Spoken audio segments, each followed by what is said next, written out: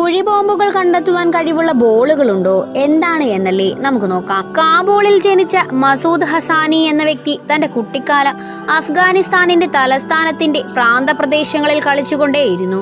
ഈ ആദ്യ നാളുകളിൽ മറ്റു രാജ്യങ്ങളിൽ അത്ര സാധാരണമല്ലാത്തൊരു പ്രത്യേക പ്രശ്നവുമായി ഹസാനിയെ പരിചയപ്പെടുത്തി.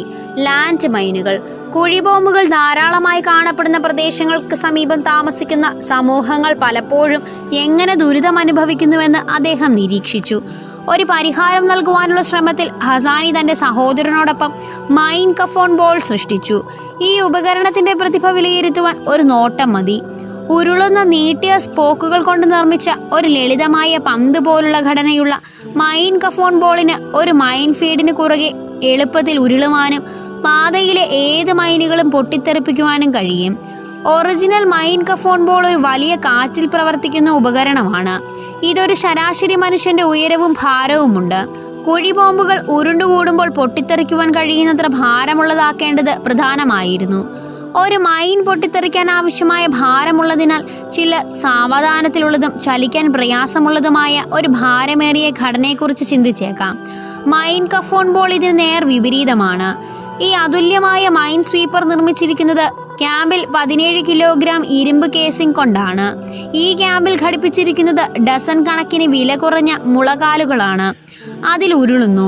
പരുക്കൻ ഭൂപ്രദേശങ്ങളിൽ ഇത് ഉപയോഗിക്കുവാൻ അനുയോജ്യമാക്കുന്നതിന് ഈ കാലുകളിൽ ഓരോന്നും അവസാനം പ്രത്യേക രൂപകൽപ്പന ചെയ്ത അനുയോജ്യമായ പ്ലാസ്റ്റിക് പാദങ്ങൾ കൊണ്ട് മൂടിയിരിക്കുന്നു. മൈൻ കഫോൺ ബോൾ പോകുന്ന വഴി മാപ്പ് ചെയ്യാൻ കഴിയുന്ന ഒരു GPS യൂണിറ്റും കേസിങ്ങിനുള്ളിലുണ്ട്. ഈ ഡേറ്റ പിന്നീട് പ്രാദേശിക സമൂഹങ്ങൾക്കും മറ്റുള്ളവർക്കും ഉപയോഗിക്കുവാൻ കഴിയും. നന്നായി ചിന്തിച്ച് രൂപകൽപ്പന ചെയ്തതിനാൽ മൈൻ കഫോൺ ബോളിന് കാറ്റിന്റെ വേഗതയിൽ സ്വയം ഉരുളുവാൻ കഴിയും.